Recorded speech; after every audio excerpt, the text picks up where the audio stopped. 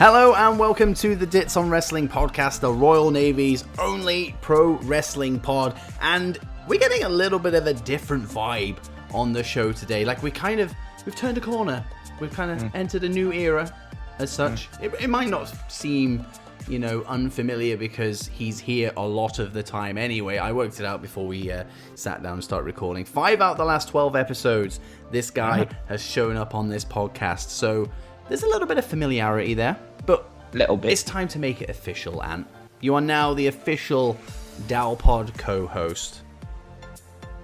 Feel good. It's a big moment. But no, yeah, in all seriousness, I'm super excited to be here. I've rebranded my podcast a little bit. I'm in the process of doing a bunch of other things. So I'm really focusing on like the Buffalo Bills and Buffalo Sabres. And I was trying to figure out a way to work out wrestling into episodes and how to do stuff, like, because I have a legitimate, amount of wrestling followers in my fan base, and I wasn't really enjoying doing the wrestling episodes solo all the time anymore. I was like, damn, what am I going to do? And then you presented this opportunity for us to continue this collaboration and to make it official, and we put pen to paper and signed the official deal on a piece of parchment on the bow of the ship. I don't know if that's a part of a ship. I think it is, but I'm not really good with that. Here we go. Yeah, I was gonna be like on the sails, but that wouldn't be accurate.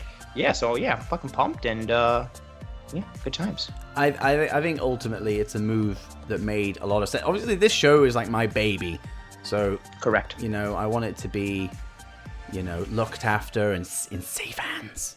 Mm-hmm. But looking at everything, like, we have a lot of fun together. I think that shows in like episodes, and then I'm not gonna fucking preach into stats too much, but it's very, very healthy when you're on, so it kind of makes sense to merge.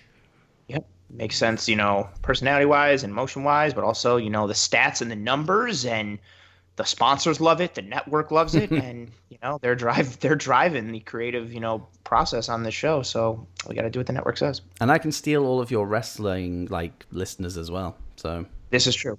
I'll take this. This is true. Take advantage.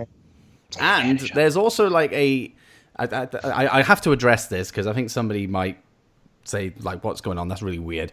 So at the start of my my theme music to the show, my son, who is 3 years old, pipes in with welcome to Dits on Wrestling. Like he always wants to be involved.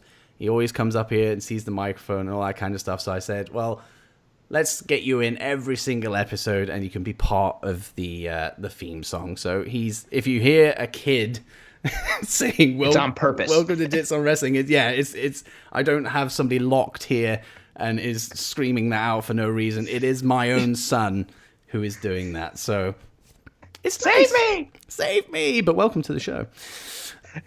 Welcome, please help. But it's nice. It's nice to have him, be a part of this in some way, shape, or form. He loves it. I mean, this is a family show. Yes, as you'll find out, there will be no F-bombs for the next 2 minutes. Mm-hmm. So you are safe. Mm-hmm. Mm-hmm. Your children. Yeah, keep your kids locked inside. You should be anyway, actually, to be fair, given... It's true. We should all be locked inside. Yes. Do not go outside and wash your fucking hands. No. I actually gave an aggressive wash your hands kind of preach at the end of last week's show, if I remember rightly. Yeah, you do remember. You remember rightly. I do remember rightly. And the message is still the same. Wash your fucking hands.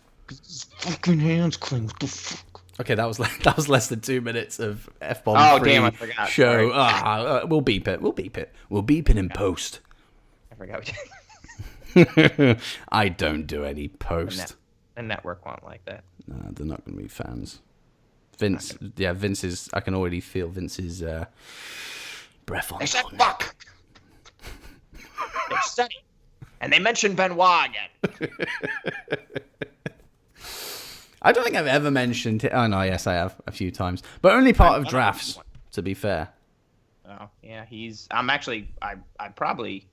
Maybe it's conscious in my mind now, but I was most likely going to mention him on this episode, given the topic. Ah, yes.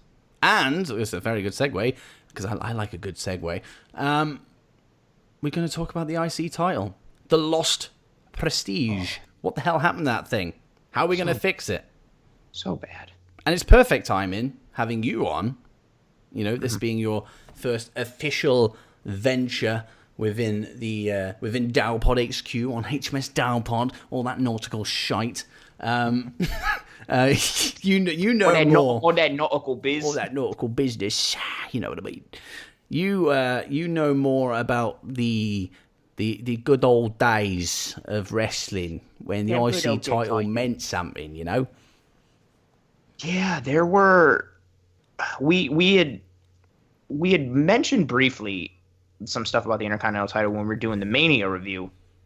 Just kind of talking about like how far it's fallen, and it was maybe like 2, 3, 4 minutes, something like that. And then obviously when we started to go with like this topic for this episode, I love the Intercontinental title, especially like the classic white one. I loved that they brought it back.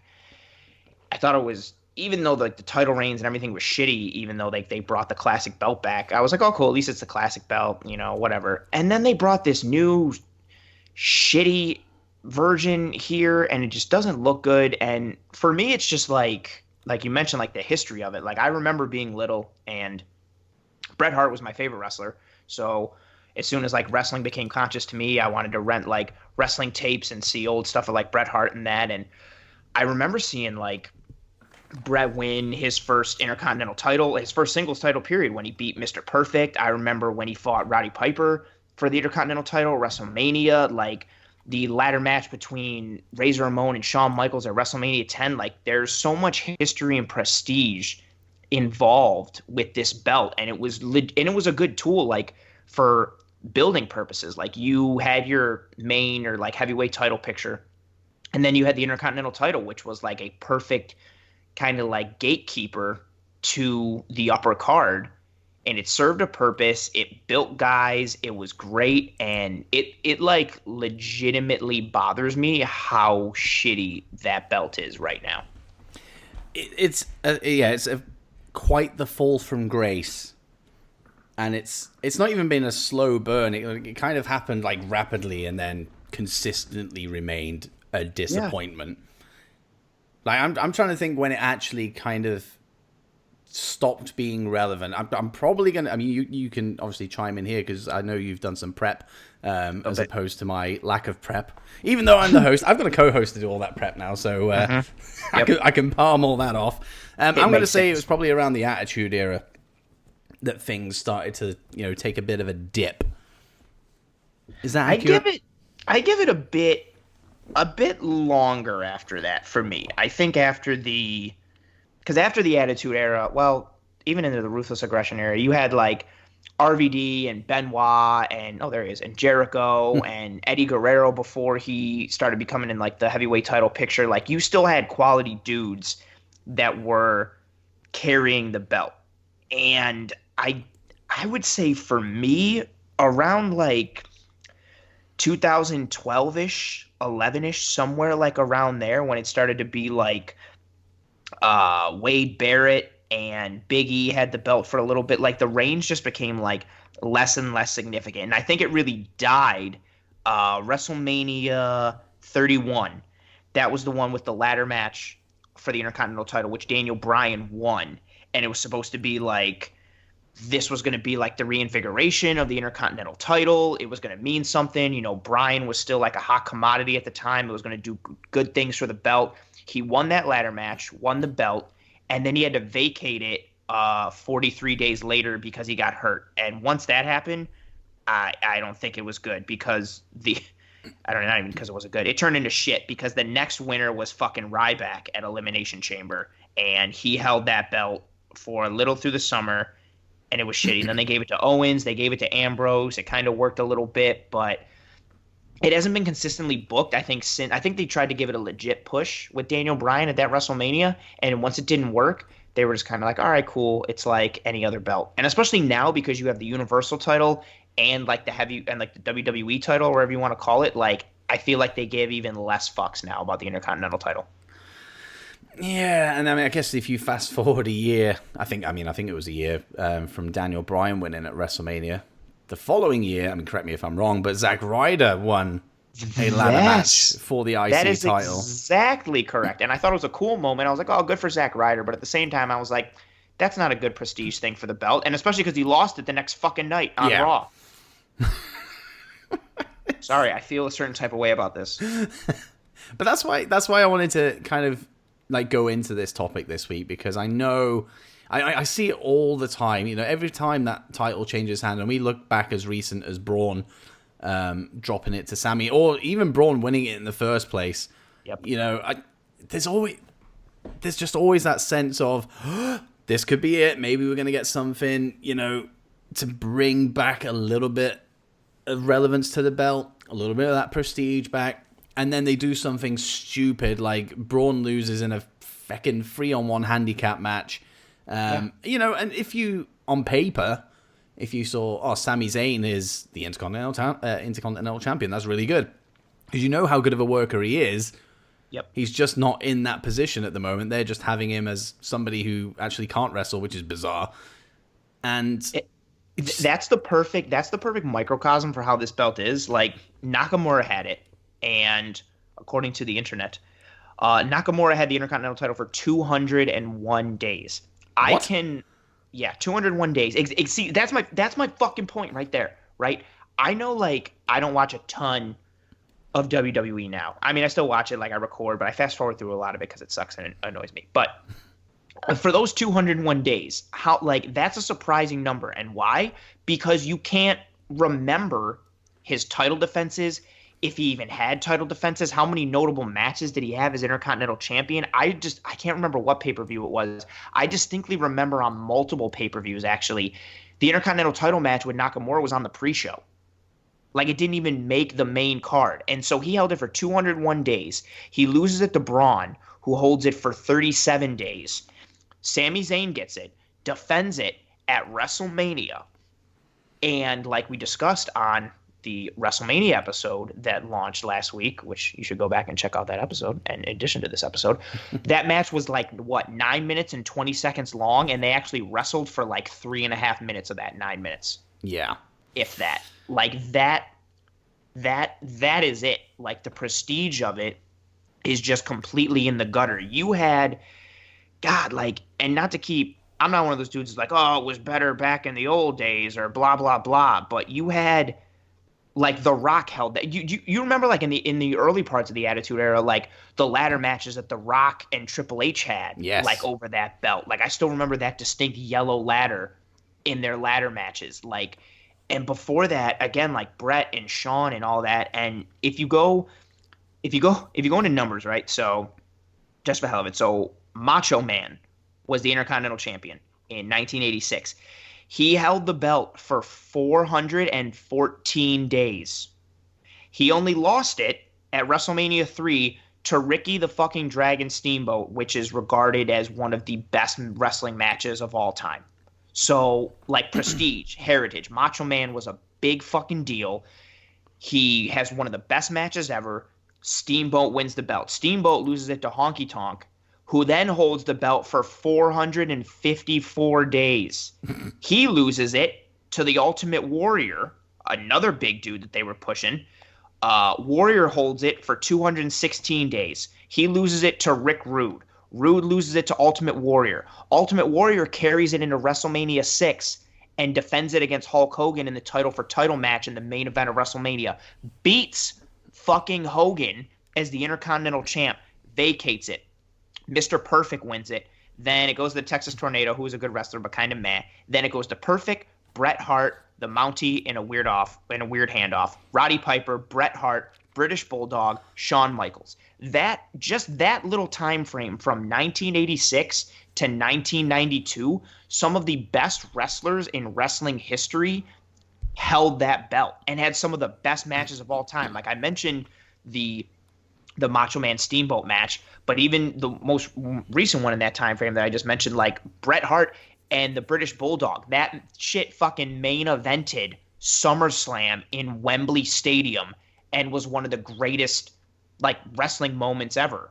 For the nostalgia factor, the match itself, it's even better when you realize that British Bulldog was on cocaine and could not remember anything, and Bret had to mentally and physically carry him through that match. But, like, there were just guys built their name. Like, you knew about Bret Hart because of what he did with the Intercontinental title. You knew about Bulldog because of that. Like, how many people, like, what would Shawn Michaels have been without the Intercontinental title? Like, they took him from being a tag team guy with Jannetty, and they were like, oh, we need to get him ready for the next thing. Boom, Intercontinental title. And then he became, like, Diesel had that belt before he was a main guy. There was just so many, not that Diesel's a great wrestler, but there was so many moments you could point to. And how many moments do we have like that in the last 8-10 years with the Intercontinental title? Like, basically none. Yeah, I mean, I know it's regarded. All right, sorry to go on a little bit of a. No. I know it's regarded as like the mid card belt, because I mean, essentially that is what it always was, but Right. it at least had the gateway to the upper echelons of WWE. But now, like you said, like in the last 10, 12 years, I honestly cannot, like, if somebody said to me, like, I'll pick a time when somebody had a strong run with the IC title and then went on into like the main event scene, maybe into the title, like the WWE title picture, Universal title picture, whatever. I honestly cannot think of any. No, it's super rare now, if at all, because the belt doesn't get mentioned. And my favorite wrestling promotion right now is New Japan. I think they do everything almost perfectly and spectacularly from a booking perspective, in-ring perspective, all that kind of stuff. And for in the same time frame that like the WWE Intercontinental title has been terrible, the New Japan Intercontinental title has been really great. Like, Nakamura had it, and if you're a WWE watcher and you only see Nakamura in WWE, do yourself a favor and watch his stuff in New Japan, because he was arguably one of the top 3 wrestlers in the world. It was fantastic. He main evented a Wrestle Kingdom as the Intercontinental champ. This most recent Wrestle Kingdom was a title for title match that main evented night 2 of Wrestle Kingdom, and one of those title holders was the Intercontinental champ. Like, and it doesn't come anywhere near the importance or the prestige of like the IWGP heavyweight title for New Japan, but it's still given priority. It's still given some sort of precedence, and the people who hold it, they hold it for usually a significant amount of time. They put on really good matches, and again, that's your next step. When guys hold that, it continues to be like another rung on the ladder that they have to climb. I think WWE needs to get back to that in how they used to, but I don't know if they can with how many belts they have, especially if you're like, because what's the main belt? Probably the one that McIntyre won, so like the WWE belt, and then number 2 is the Universal title. Yeah, and then, I mean, to be fair, you could probably even argue that, I mean, obviously main roster-wise, that even the US title, you could say, is held in higher regard to the IC title. That's a perfect example. Look what AJ did for the US title when he had that. And then Cena. Yep, perfect example. Did Seth Rollins have the US title and then he started doing open challenges or something like that? I know Kevin Owens had a decent run. Like, yep. But then he faded away right after that, and the belt faded back. I think after Owens had it his first or second time, like Bobby Lashley ended up having it twice or some shit. Kalisto, I think, had it at one point as well. That title is just as irrelevant as the IC title is, let's be honest. But it has had moments of glory over the last 10 years, whereas the IC title probably has had maybe 1 or 2 moments. So the only time I think the IC titles had any relevance since the last 10 years, especially since I started getting back into wrestling in 2012, so over the last 8 years, was when the Miz and Dolph were fighting over it. Oh yeah, good call. And that's that was around the time where I started to get really, really optimistic, because I thought I like the Miz. I am a fan of the Miz, especially heel Miz, and obviously he was a heel as he was running around with the IC title. And their feud together was, you could probably argue it was probably one of the better feuds of that year, maybe the best feud of that year. I struggled to remember. I think it was probably 4 years ago, maybe not that long, maybe 3 years ago. Yeah. And I just loved it. Everything that they were doing, everything was a home run. Then they had their match at No Mercy, and I believe Dolph took the title from Miz. I may be wrong. However, it didn't really matter because you'd had this really good feud finally built around a title. Obviously, you know, they had, you know, their own little personal jabs here and there, but like the title was a big part of it. And you look from then all the way through to now, and like you've said already, is literally just jumping between guys. And it's not a case of, look, you're going to win the IC title, you're going to see how you go with it, and then if things go well, maybe we'll bump you up into the, you know, main, like the main event title picture, so WWE title, Universal title, whatever it is. Now it just seems to be a case of, well, Sammy doesn't seem to be doing a great deal. Let's give him this fucking belt. It's silly. It's silly. And I know somebody's probably going to argue, because obviously they're going to crap on one of our points already, that, you know, whoever holds the IC title doesn't go on to main event and they're going to use Braun. That doesn't count. Doesn't count. No, it does not count. It does not count. Especially I thought following the belt, a 30-odd day reign. Yeah, doesn't fucking count. And I thought the belt, I looked it up right now. I thought it had first of all, you were spot on with the Dolph Ziggler, Miz, No Mercy part. Well played. Hell yes. I have my worth. I do. I'm good at things. I bring something to this show sometimes. I thought, because I remember when Reigns won it, and I thought that was interesting. I was like, okay, they're still trying to like cool everybody on him and make us think like he's not going to be like that main event guy. They're not going to rocket strap push him to the top, whatever. And I was like, okay, the belt gets a little more recognition. Reigns isn't terrible, blah, blah, blah. So I've already given all those like classic Reigns from, no pun intended, from like the late 80s and into the early 90s and all that, and like 100 days, 200 days, 400 days, all that.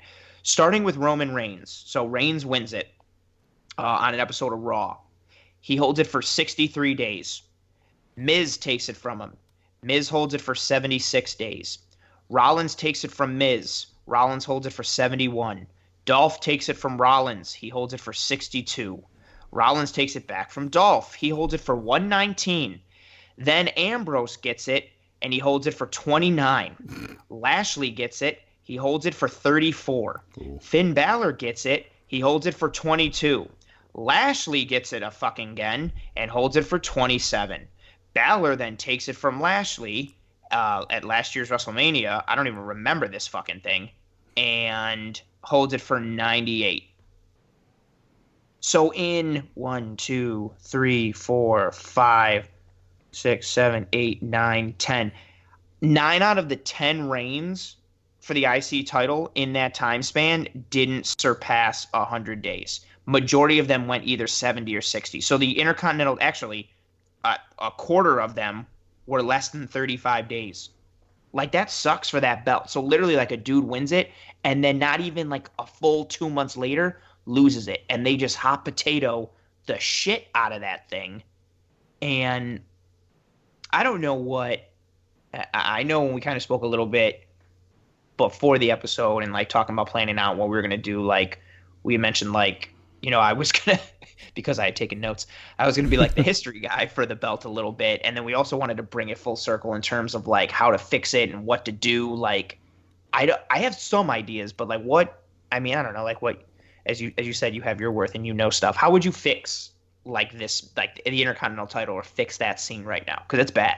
I mean, I think you look back at the era that you said right at the very fucking start. So 86 to 92, and you look at the length of those reigns and the people that held those reigns. I'm like, if you look at WWE's roster, despite the fact that there is so many people within WWE, like it's ridiculous because nobody's getting any fucking time.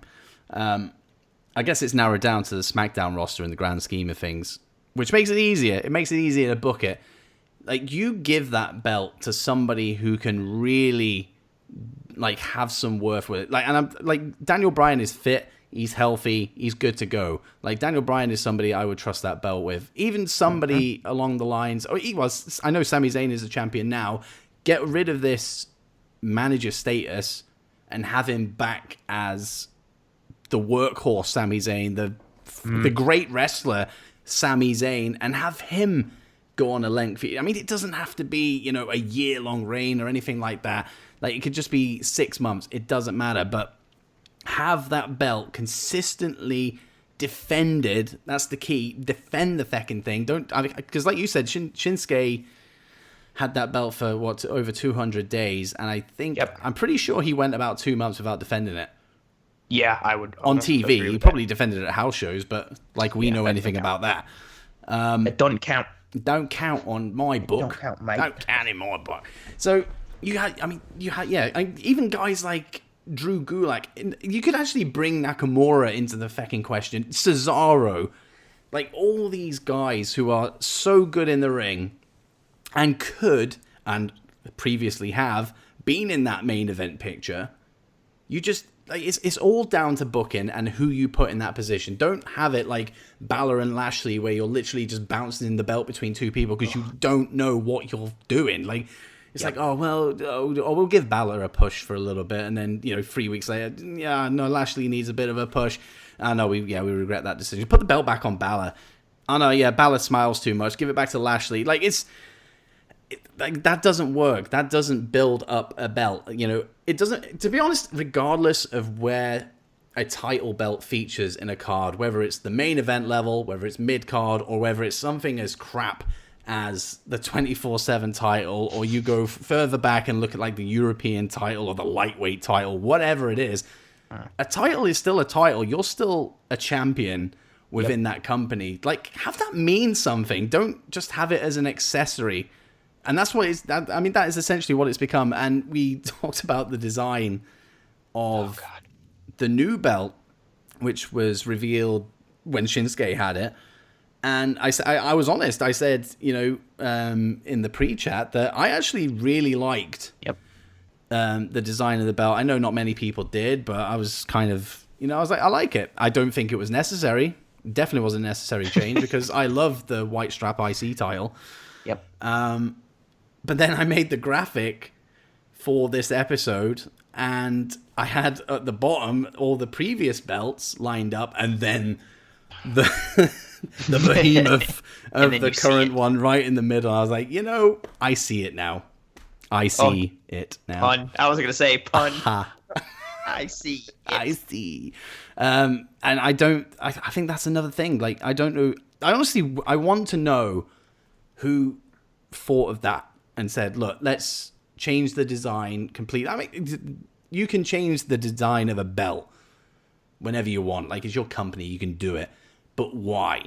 There has to be a reason for changing something up. Like, because that IC title with a white strap, gorgeous title. Yep. Whereas, if you're going to change a title, change the tag titles, because they're ugly as sin. Give it some kind of meaning of, like, even when Brian changed the title to make it like eco-friendly and had it made out of hemp or whatever, like there was a reasoning behind it, and his thing was legit because, like, I'm the champ and I've held it and I'm great, so I'm going to do whatever I want with my belt because I'm the best type of thing. I would have been fine if, like, even if the IC title got changed and it was ugly as shit like it is, I'm completely fine with that. If, again, can you give me some reason? Like, I would have been cool with it if, like, Nakamura was having this awesome run and he was like, you know what, I've been champ for X amount of days, I've beaten this person, that person, this person, this is my belt, I'm going to design it how I want, and just do some kind of something instead of just like, hey guys, we created a new belt. For why? You don't even show it on TV. And I don't even think they gave a real reason. I think Sammy literally just came out and went, well, here's your new belt. I think that's what it was. It was during like an interview segment or like a backstage interview segment on an episode of SmackDown, I think, because it was just black and gold, and I was like, what the fuck happened here? It was. I don't get what they. I think the belt needs some, like, it needs a big run with someone, and it has to mean something. Much to your point of, like, prestige and, like, making it matter and making it be a thing. I think the belt needs someone legit to hold it. What I wanted for roughly the last, like, year or so before he just won the title at Mania, I wanted Drew McIntyre to be the Intercontinental Champ. And I wanted him to hold, especially when he was like heel McIntyre. Yes. because he fit this awesome idea that I had for the belt, which was have McIntyre win the IC and just win with it for like over a year, and then talk about like how he's the man and he's like he hasn't lost and this and that and blah blah blah, and the Intercontinental title is great and this and that and blah blah blah, and then have him step to whoever the heavyweight champ is or universal champ, whatever fucking like main quote unquote main belt, and have him step to that and then have him win and be a dual champ, and then whoever takes the IC belt off of McIntyre, you give them a significant run with it, some kind of something. And that's not a completely original idea from me. It stems from a lot of what Ring of Honor did with their TV title. One of the best experiences I've ever had in my life. I saw live and in person at, I think Ring of Honor Best in the World in June of, I don't remember what year, but Jay Lethal fought Jay Briscoe title for title. Lethal was the TV champ. Briscoe was the heavyweight champ. And it was Briscoe's second reign. He was established. He was a dude. He'd been champ for like 8-9 months. Jay Lethal had been TV champ for like over 2 years. Oof. And he had beaten almost anybody and everybody. And he straight up came and was like, I've made the TV title the number one belt in the company. I'm the number one guy. I don't care what belt you have. I'm better than you. And then Briscoe obviously was like, well, I'm the champ, this and that. And then Lethal was like, okay, let's put the belts up and see what's good, champ versus champ. And Jay Lethal beat Jay Briscoe. Much like what Warrior did versus Hogan, they have to do something to legitimize that belt. And because it's on SmackDown, do what they used to do when SmackDown and Raw first separated. SmackDown was the brand that was like the quote-unquote like wrestling type brand, and it was Angle and Eddie Guerrero and Benoit and like dudes that could really go. Make the Intercontinental title like a wrestler's fucking belt. Have everybody put on really good matches every time that belt is defended. You have a perfect opportunity with Sami Zayn because Sami Zayn is actually a very good wrestler. They need to do something to legitimize it. Somebody's got to get that belt and defend it on every pay-per-view, put on good matches, and hold that belt for like a year or close to it. And I don't really care who it is. It's just got to, well, no. So who has it like matters. Like give me like Samoa Joe when he comes back. Yes. Have Samoa Joe come back, choke out Sami Zayn in like, no disrespect to Sami, but he's kind of like a paper champ. No one sees him as legit. Have Joe come back and choke out Sami Zayn in like a minute and a half or like 40 seconds or something like that. And then have him hold that belt for 7 months, 8 months, have him want to step to the champ or do something like that, or whoever the champ is, like is talking about like, how come people are talking about Samoa Joe? I'm the guy on this show. Have him come out and distract Joe in a match for the Intercontinental title. Joe loses his Intercontinental title, is pissed at the champ, and now he goes for the champ to win that belt. And that way you continue succession. It doesn't have to be Samoa Joe, like, but just somebody that is going to make this belt fucking matter. And I don't think like, I'm not a genius. You're not a genius. Obviously, we're not. Well, no, you're pretty smart. But plus you have an accent, and it makes you sound even smarter. Yeah. But yeah. Yeah. Jesus. But plus you like, we're not in the wrestling business. We're not like writers. We just watch wrestling and we love wrestling. I legitimately think, not to pat ourselves on the back, I think what we've come up with in the last like 15 minutes is better than anything the Intercontinental title has had for the last like 4.5, 5 years, arguably 8. And I agree. And it's weird because I don't know if it's because we can see it from a different point of view because we're so far away from it all, but it's not like these opportunities haven't stared, WWE, yes, the writers, the bookers, in the face. Like you said with the whole Drew McIntyre thing, he was paired with Dolph Ziggler during that whole IC title feud between Dolph and Seth. You could easily have inserted Drew into that. Easily. Perfect segue. It's like Diesel and Michaels. Like Drew thinks he gets too big for his britches. He takes out Dolph and he gets a fucking run. And then you go a little bit further. I think it might have been further back, or it might have been even during that feud. Seth Rollins was the IC champion, and obviously Lesnar was away. And Seth made it obvious. He said, "Look, Brock's going to be a part-time champion. I'm here every week. I'm going to defend this belt every week. Therefore, I am the number one champion on this show."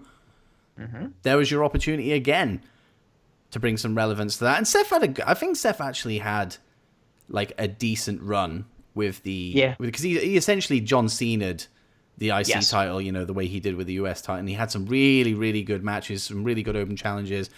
Kevin Owens, his match springs to mind. They had a really, really good one before Kev kind of went, I quit, and then came back the week after.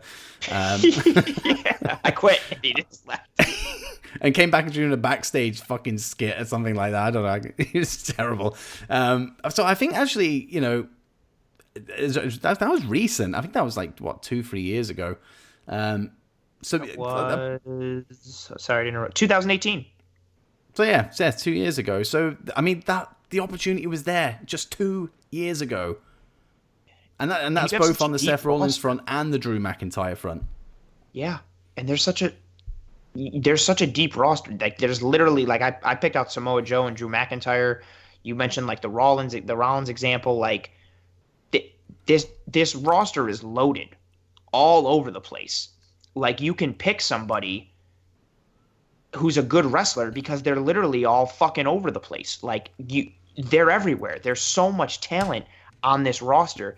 Give the belt to somebody that can wrestle, which again is easy because the entire roster is stacked, and give them a run with something. I think of a belt like the NXT UK title, and Pete Dunne had it for 540 something days or something like that.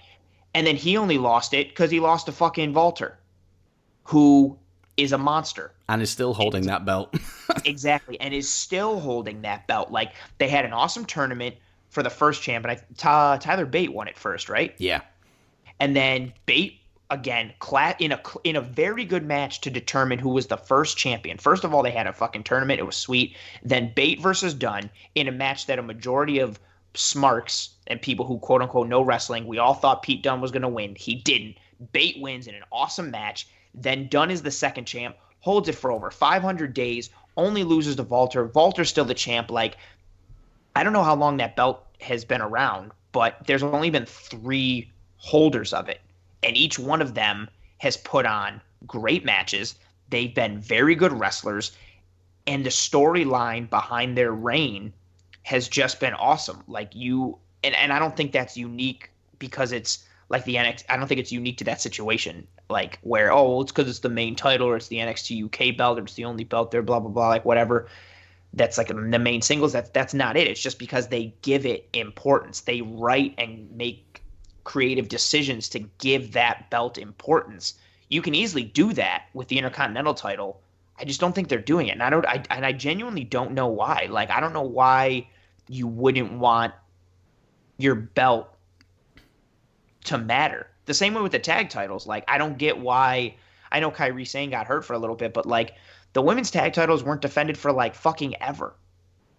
In the same way the men's tag titles used to be like that. They would go away forever and just not be defended. They get, I don't know if it's because they have so many wrestlers or they put out so much content, things get lost in the shuffle and they're just fuck it, put it on the pre-show. We'll do something 3 months from now with it. But they have so many opportunities, exactly to your point. You have so many opportunities, so many great wrestlers, and a belt with such an awesome lineage and history. I feel like it's an easy solution to make it matter again.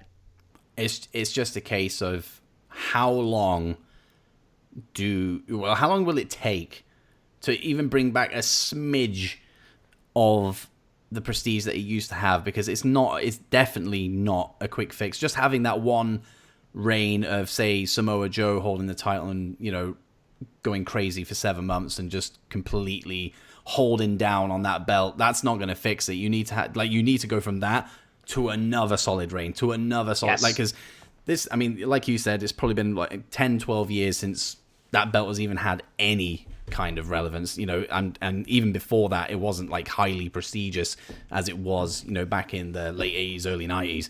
So it's going to take a long time. And each time, everybody who takes that belt, us as fans are going to be sat there saying, is this going to be good? Or are we going to see this kind of switch hands in the next couple of weeks? What's going to go on? And when it gets to that point where we're not asking that question anymore, that is when faith is restored in that title. That is when prestige is back with that title, because you don't question it. You go, it's not a case of when is he going to lose it. It's a case of how long is he going to hold this for? Yes. And it honestly, it boggles my mind, because I know the comparison's there simply because it's a mid-card title. But you look at NXT and their North American title, like I think the booking of that title since it came, and the fact that the birth of that championship was in that ladder match for a start, you know, that gave it some importance straight away. And I think every single reign like has been of a decent length, you know, minus a few. I know Gargano's wasn't, you know, particularly long. Ricochet's as well. I don't think it was that long, but you know, they still had really good matches. And you look at who's held that belt: Adam Cole, Ricochet, Gargano, now Keith Lee. That's the perfect thing, right? Like before Keith Lee had it, Roderick Strong had it, right? Yeah, of course he did, yeah. And so Roddy had it, and that belt, one, it was getting put in good matches because Roderick Strong is awesome. But two, it was getting put in the storyline regularly because it was part of the whole Undisputed Era prophecy thing where they were going to hold all the gold in NXT. And so Roddy had it, and then Roddy loses it to Keith Lee, who at the time and even now is arguably the most over wrestler in all of NXT. Everybody fucking like loves him, and he's great. He's killing it. So they take the belt from a main, not even a main, the main faction and stable in NXT, and probably in WWE because stables don't really exist anymore like that. So the belt was getting primetime exposure being on Roddy, and then it leaves Roddy to go to the guy who's one of the most over in the entire company.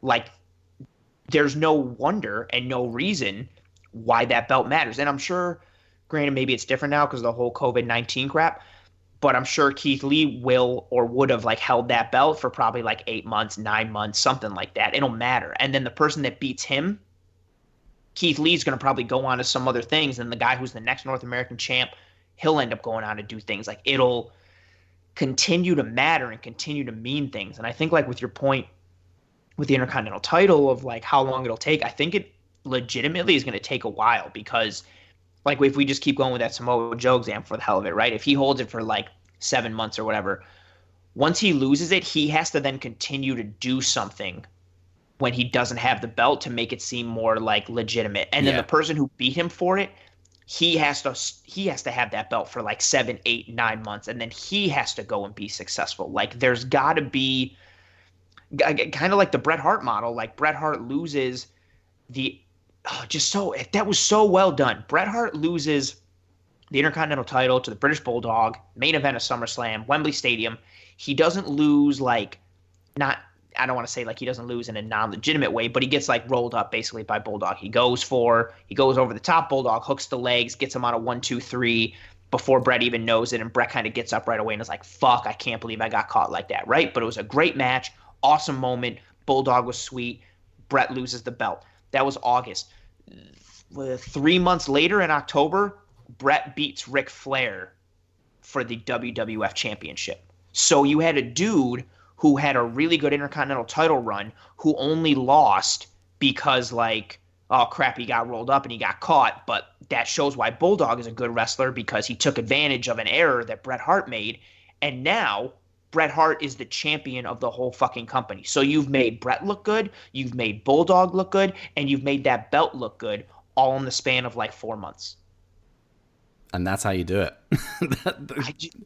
It's there. Yeah, that's it. You have to just look in the history books. That's all you have to do. You don't even have to look in the history books, like we just said.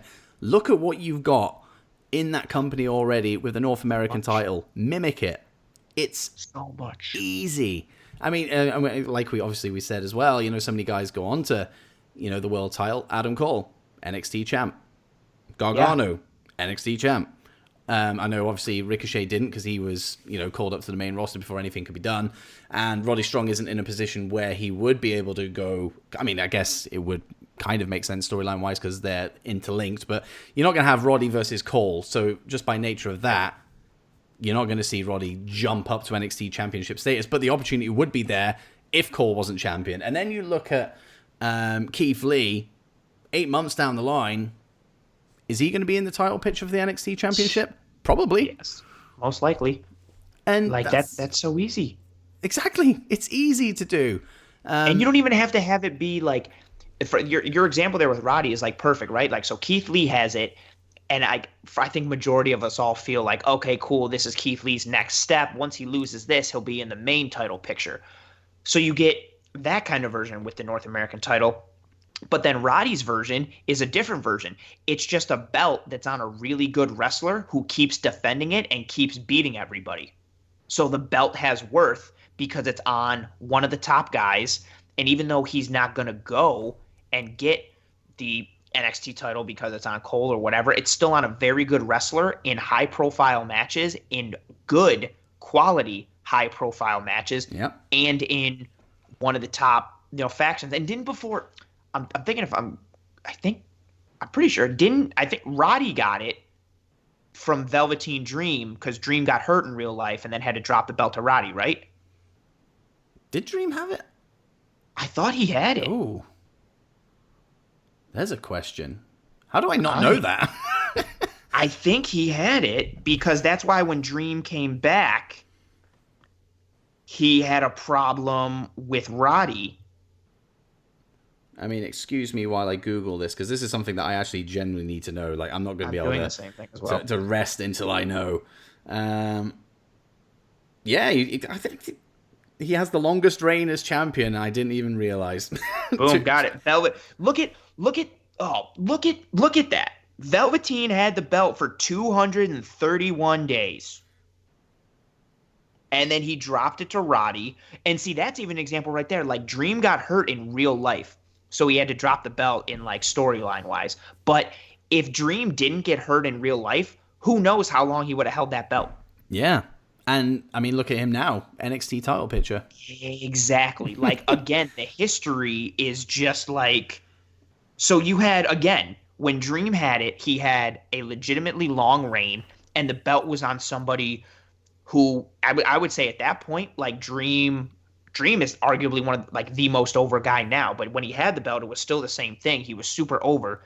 So you had the belt on, just like somebody that fucking mattered and was doing something with the belt. And Cole's the first holder. He loses it to Ricochet. Ricochet loses it to Gargano, who loses it to Dream, who loses it to Roddy, who loses it to Keith Lee. Like, that's fantastic. Those wrestlers are such quality. And part of that was even just forced because of an injury. Like, again, Dream right now could still be that champion. He lost the belt. He lost it on September 18th, 2019 because of injury. Like, so they had to write it into the storyline. He very easily could have carried it longer than that. And that there, right there, is the exact fix that WWE need to go with the IC title. Like, it's, I mean, we say it's simple. It's obviously going to be a little bit tougher, to mimic that of, a more successful belt, in my opinion, at this time. And a more successful brand. And a more successful brand, yeah. But, it's there. Like we said, like, go back in the history books. Go to the, like, late 80s, early 90s. Go and look at NXT right now. Over the last 2 years, 3 years, however long that belt's been going for, just look at it. It's such an easy fix to do. It's just, I just don't understand why it's irrelevant. I don't know why anybody, like, you look at, like, the guys who are, like the backstage kind of guys. You got Pritchard, you got Hayes, you've got Kurt Angle's there now. You got so many people who he's an Intercontinental title holder. Yeah, like, you've got people that have held that title or have been around during its, peak.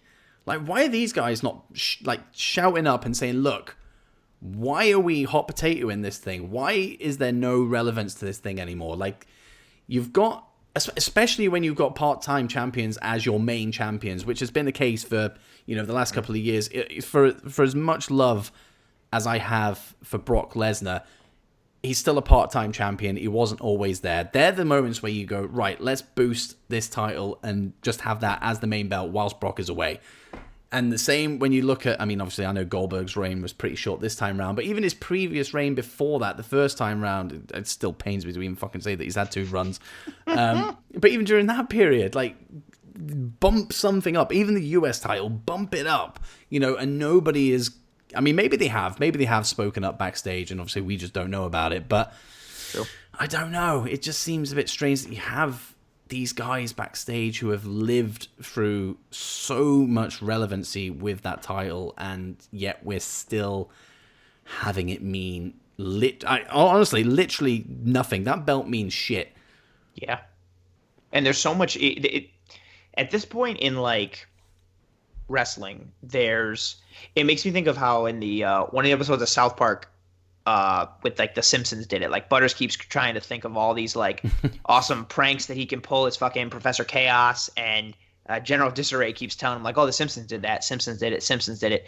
And the culmination of it at the end that makes Butters feel better is when Cartman's like, oh, like the fucking Simpsons have done everything. And even some of the stuff that the Simpsons have done came from episodes like of the Twilight Zone and different things like that. Like in wrestling, like pretty much everything has been done now, whether it's storylines or match types or gimmicks and all these type of things. Like, and there's so much success to draw from. You can look in your own company and see the success of the Intercontinental title. You could look at what WCW did with the Cruiserweight title or the TV title, like their US title, or there's just so many examples all around.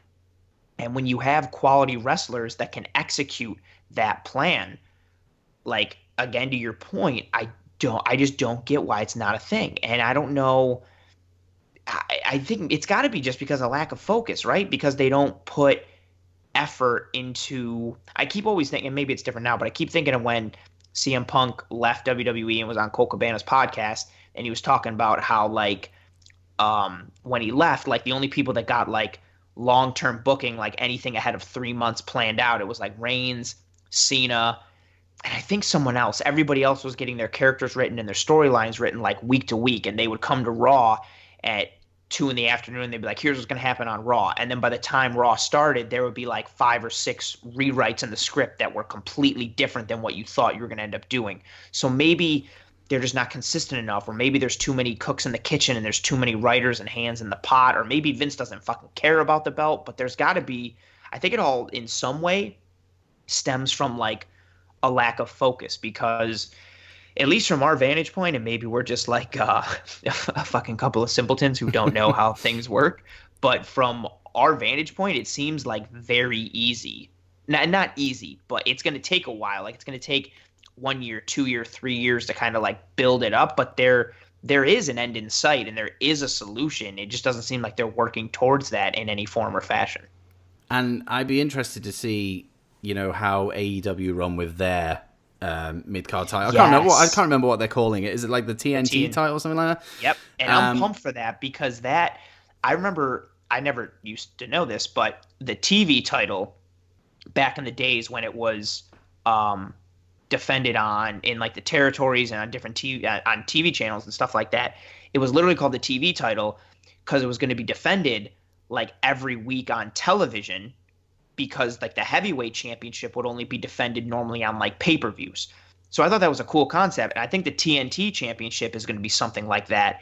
And even look at that belt, right? Like granted, AEW is riding a different wave of momentum right now, but that belt is either going to go most likely to Darby Allin, Cody Rhodes, or Lance Archer. And if I really hope it goes to Lance Archer, because he's got Jake the fucking Snake Roberts with him. And just like imagine like Darby Allin is super fucking over with the fans. So if it goes to him, cool, and he's a good wrestler.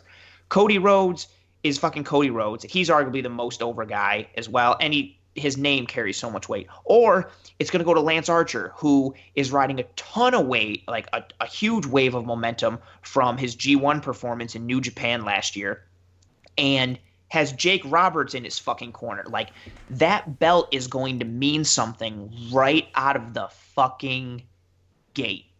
And I mean, if they can sustain it or not, maybe. But again, that you're fucking spot on with that. Like, look at the difference of where, like, and granted they have less belts, but like, look where their belt is, like where that belt is going to be. And look how they're starting it. Yes. A tournament. A similar way to like the NXT, like the North American title started out with a bang. The TNT championship is going to start in the same way. And I don't know if that's going to lead, you know, to WWE kind of putting focus back on the IC title. Probably not. Yep. But it'd be nice to have a company that cares about a mid-card title. I mean, obviously we don't know how AEW are going to run that title because it's not here yet. So anything could happen, you know, and maybe the fact that we've got, obviously, the state of the world at the moment may drag that down a little bit. But when we get back into it, you know, wrestling in front of crowds and all that kind of stuff again, I'd be interested to see just how well booked, if it is well booked, that TV title will be, because, you know, AEW they don't have, as far as I'm aware, obviously I always say on this show, you know, I'm interested in AEW, I just don't get around to watch it. As far as I'm aware, you know, and especially looking at Jericho's reign, you know, they kind of treat the titles as something that means something. Yes, wins and losses in general matter and mean something, and belts mean even more so than that. And you can imagine that obviously this mid-card title is going to follow suit and therefore overshadow what WWE. How many W's are there? How much WWE run? But they have a great chance. Like, even with the, ironically, like that example works out perfectly. Like if say Archer gets that belt, maybe he has like a 7-8 month reign as the TV champ and just keeps winning and beating the shit out of people, and then finally is like, you know, I haven't lost a match since I've come in. I'm the TNT champ. Like, I want the main belt. And then he challenges Moxley or whoever the champion is at that time. Like, it immediately adds credibility to if they did something like that. Because again, like, oh, dude, this dude's the fucking like TNT champ, and oh, he hasn't lost in like how long? He's been the champ for how long? And oh shit, now he's challenging the champ. Oh, this kind of means something. Like it's. There's so many examples. It's just got to be from a lack of focus, like, because they're not. It's because they're not sitting around being like, okay, who's got the IC title now? Cool. Who's gonna have it 3 months from now? 6. You have to almost do it like a 90-day plan for like your job. Okay, where are you right now? Okay, where do you want to be in 90 days? Where would you like to be at the end of quarter 3? Where would you like to be at the end of the year? How about 5 years from now? That's got to be the only reason, because it's not for lack of talent. And it's not for lack of knowledge, because literally everything that's been done is available nowadays via the internet. And to your point, with guys like Pritchard and Hayes in the back, these are dudes who were literally a part of all of these different great and terrible things to our wrestling history. But their wrestling experience and know-how and knowledge is so vast. So it's all there. They're just like, not fucking doing it. God damn it. And I'm sure, you know, I'm sure anybody that is listening to this is probably going to share our sentiments with that, because, you know, I love that belt, you love that belt, and I know it's held in a high regard despite, you know, its current state. You know, so we just want it to have a bit of relevance. That's all we want. Just want it to mean something again. Yeah, but we will see how that pans out. I'd be interested to kind of revisit this topic, you know, maybe 6 months down the line and kind of go, well, what's changed? But I don't hold out hope. When Michael Cole is fucking IC champ. Oh, that'd be sad. What a sad state of affairs. That's so ridiculous, but you know what the sad part is? Like, I legitimately put the odds of that happening at like 6 or 7%. Like, it wouldn't shock me if that happened. And that's, well, when they put a tag team title on a 12-year-old, you know, anything goes. Fucking Nicholas. Fucking Nicholas. That piece of shit. Just what a way, yeah. That fucking part-time piece of shit, Nicholas. Who do you think you are? Do you think you are, Nicholas? If there was ever a way to make, like, belts not matter, it would be for them to be won by a guy and a 12-year-old. Yeah, if we were doing like the tag titles, a Lost Prestige episode, a 12-year-old winning it is probably right up there with what went wrong. It really is. It just nobody wins in that regard. The team that loses to Braun and Nicholas look terrible. I guess Braun looks good. I guess I don't know how Nicholas looks. Oh, whatever. And they beat my favorite tag team at the time as well, the Bar. Like, I'm still sour on that. Oh, that's right. I forgot. I couldn't even remember who they fucking beat. God, Cesaro just gets no love or no chances. He's one of the best wrestlers in the world, and he's out here losing to fucking 12-year-old. Give him the IC title. Oh, that would be sick. Easy. Give him the IC title, and like, I was thinking too, like, oh, and he's close to Sammy, like you could figure out something, but that it was just on fucking Nakamura. And Nakamura's awesome, but they ruined his fucking character. Like there's so many easy. I can't believe Cesaro, who is like awesome, and Sheamus, who is a former champion on multiple levels, those two combined lost to a 12-year-old and just a really strong guy. And like, because that's Braun's thing. Exactly. It was they got murked like right out of the gate. And that's Braun's thing. Like he's just big and strong. So two not equally big and strong men, but two big and strong men. One is one of the best wrestlers in the company. The other is a former world champion, decorated all over, right? These two guys aren't good enough together to beat a guy who just works out a lot. That's terrible. Yeah. I'm still sour on that. Very, very, very much so. Oh, right. Oh, it pains me. It really pains me. When you came up with this idea, I was like, oh, this will be sweet. Like, I'm down for this. And then, like, 5 minutes after looking into stuff, I was like, I'm upset. But I'm interested to see what, any of the listeners think. I know I put on the little teaser for what we were doing this week. And we had quite a few people, respond, which says to me that this is a topic that is very much relevant and a topic that people actually care about.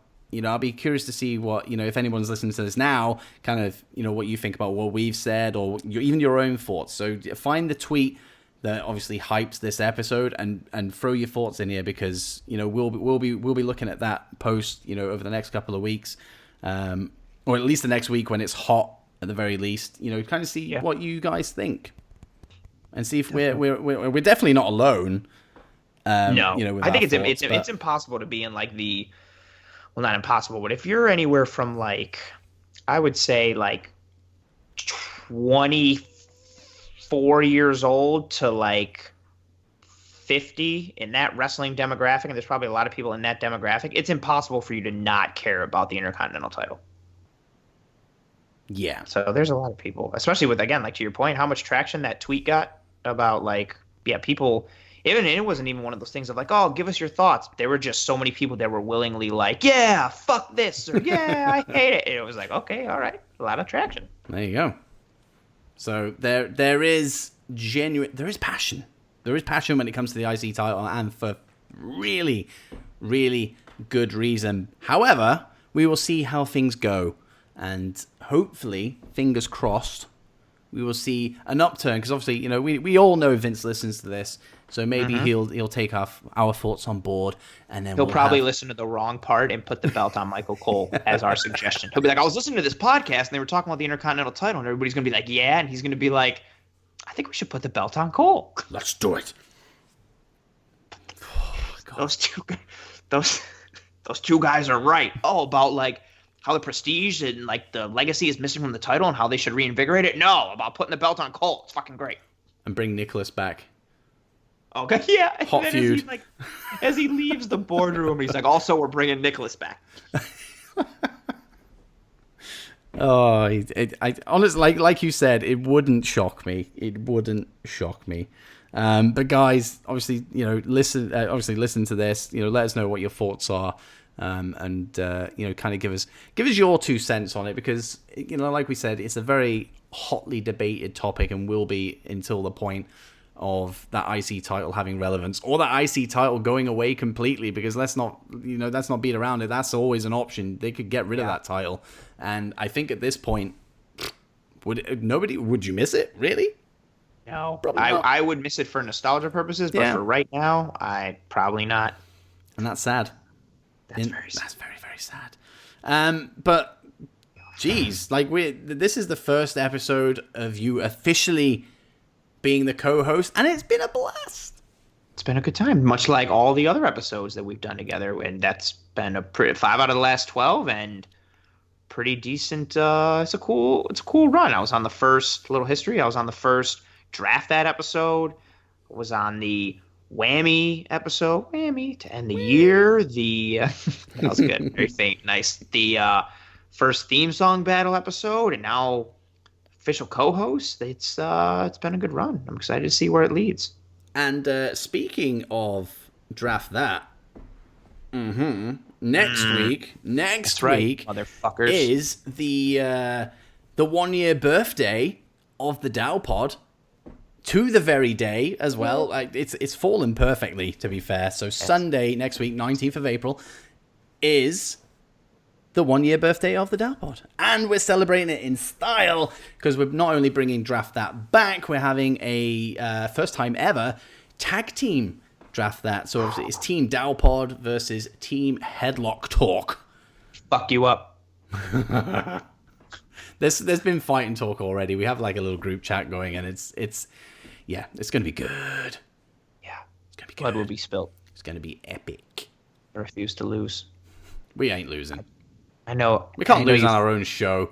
No, we won't. If anything, we'll just rig the episode and edit it up so that we win. I'm just gonna create a lot of accounts and then just go like Team Dits, Team DOWPOD on the poll. I'm just not keep losing. Voting. No, you can't. We can't. That'd be terrible. It's not a good look.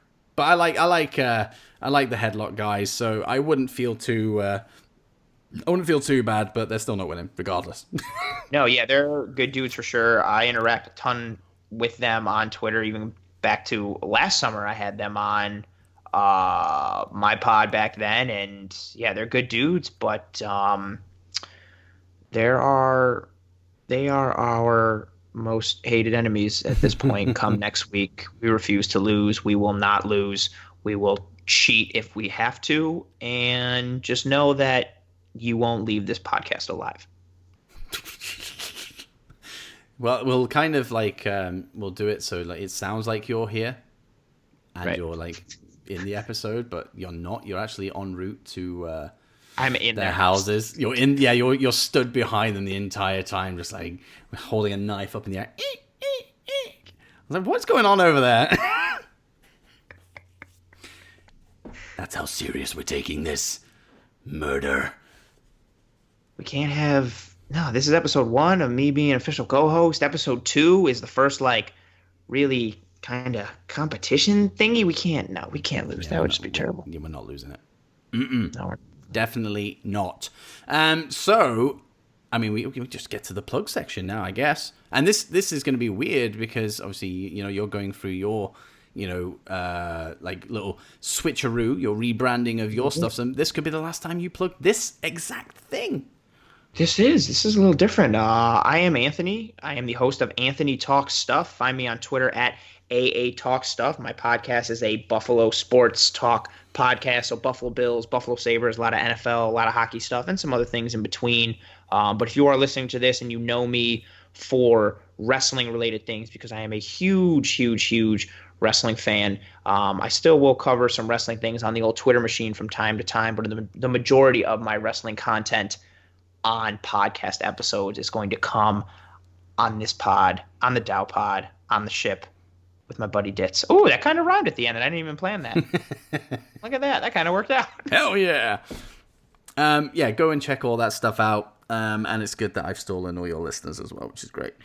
You know what? I legit kind of felt bad because and for those who know or who don't know, the podcast that I do, I used to cover a whole variety of stuff. So it'd be like wrestling, baseball, TV, movies, like a whole bunch of stuff. And I used to have a co-host of my own. He and his wife gave birth to their second child. He had to kind of tap out.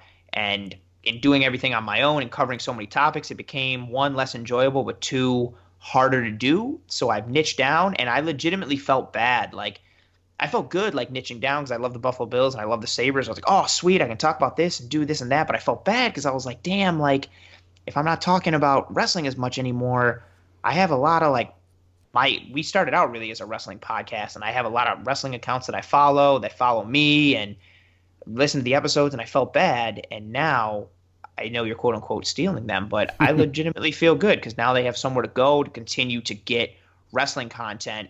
1 from myself, but 2 from you, because your wrestling content is awesome. You put out great premium stuff, which is part of the reason I was excited and, very willing to come on board. And so now they get another outlet and everybody kind of wins. I mean, you kind of have to say that stuff.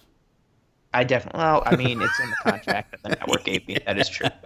You better plug the shit out of this show. Always big up Dits. No matter what, always big up Dits. Capital letters, underscore.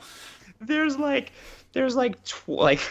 25 lines in episode 1, or like line 1 is like, oh, like in the episodes you must like do this, and then line 2 is like you always must like give Dits like all this recognition and like compliments, and then like line number 3 is like always be on time for recording times, and then like line 4 is like always give Dits, and I'm like, what are you? Every other line is just talking about how I have to be nice to Dits. So true. Talk him up, baby. So my plugs. I guess obviously you're already listening to this show, which means you found it on Apple or Spotify or anywhere that they do podcasts. Because I'm like fucking a virus myself. I'm everywhere. Oof. Well played. Topical. It's relevant. So you've already found somewhere to listen to this show, but just make sure you're subscribed. Following it, whatever that podcast app offers up, so you never miss an episode. And then also head over onto the YouTube side of things, because all my episodes go there too, as well as all kinds of other content, whether it be wrestling or gaming. It's all there. Go to Dits on YouTube and subscribe to that channel, because that seems to be in a bit of a new place at the moment. More and more content is dropping on there. And then, of course, there is Dits versus Josh, which drops every single Monday. Josh Robinson and myself are, finding out, going back through the Ruthless Aggression, my SmackDown versus his Raw. That whole show is a lot of fun. So go and check that out as well. But next week, of course, we do have the Draft That episode. Really excited for that. And then the following 2 weeks after that, I think we've got some good stuff coming up too. So there's plenty to come on the DOWPOD, so you do not want to miss anything that we're going to throw at you. Don't fucking miss it. As always, guys, thank you very much for listening, and I'll see you next week.